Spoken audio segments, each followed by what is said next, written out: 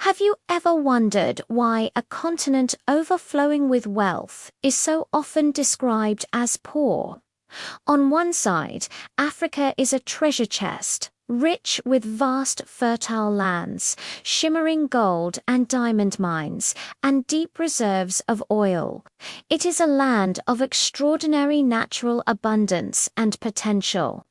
But when you look at the other side, the picture changes. You see communities struggling to survive, classrooms without teachers or books, and roads that barely connect people to opportunity. This sharp contrast isn't just a sad story, it's a complex puzzle that demands answers. Why does a continent so rich in resources still face widespread hardship?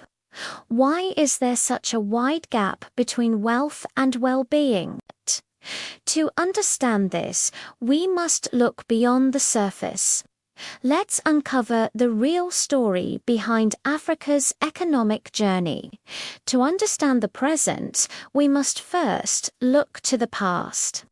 For centuries, colonial powers drew lines across maps, dividing Africa with little regard for the people who lived there. Borders were created that split ethnic groups apart and forced rival communities together, planting the seeds of conflict that would last for generations. The goal was never to build strong, united nations. It was extraction. Gold, rubber, diamonds, and agricultural products were taken from African lands and shipped overseas, enriching European empires while local economies were left deliberately underdeveloped, designed only to serve foreign interests. When independence finally came, many African nations inherited a difficult legacy. Weak institutions, economies dependent on a small number of raw materials, and deep social and political divisions. These foundations would shape Africa's economic struggles long after colonial rule officially ended. After independence, a new set of challenges emerged from within.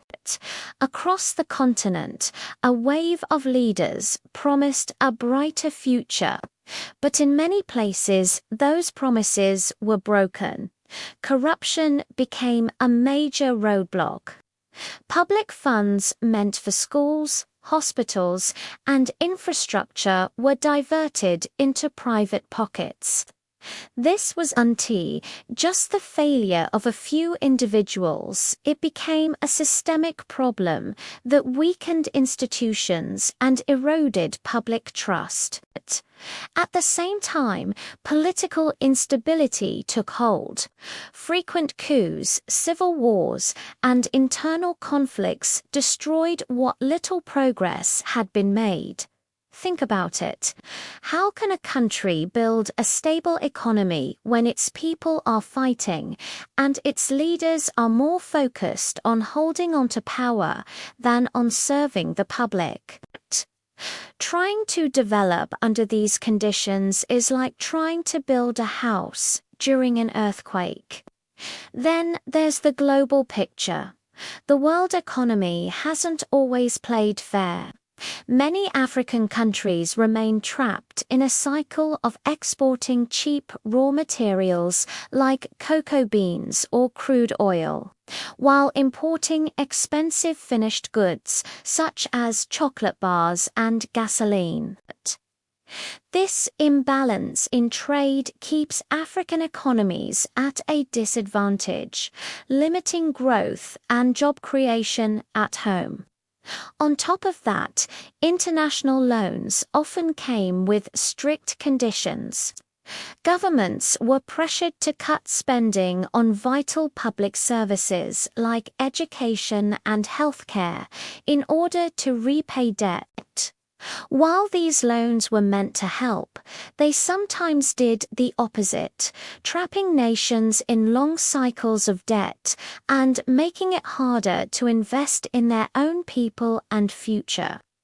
In many ways, the global system designed by and for powerful nations has turned the road to prosperity into a steep uphill climb for much of Africa. But this is not where the story ends. Across the continent, a new chapter is being written. In cities like Lagos, Nairobi, and Kigali, tech hubs are booming. Young innovators are building apps and digital solutions to solve local problems, creating a new economy from the ground up.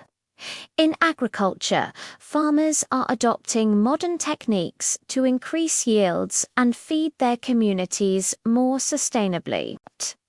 A powerful wave of entrepreneurship is rising. People are starting businesses, creating jobs, and driving change from within. Citizens are also demanding more from their leaders, calling for transparency, accountability, and good governance. This isn't wishful thinking, it's a real and growing movement. And it's powered by Africa's greatest resource, its resilient, creative, and determined people. So, what does the future hold? The path forward requires strong African leadership and fairer global partnerships. It means confronting corruption head-on, investing in education and infrastructure, and building economies that go beyond raw materials. It also requires the rest of the world to engage with Africa as an equal partner, not merely as a source of resources or a recipient of aid. The potential is immense. A prosperous Africa means a more stable and prosperous world for everyone. The story of Africa's economy is not just one of struggle. It is a story of resilience, innovation, and boundless hope. The next chapter is just beginning. Thank you for watching. If you found this insightful, please subscribe for more stories that matter.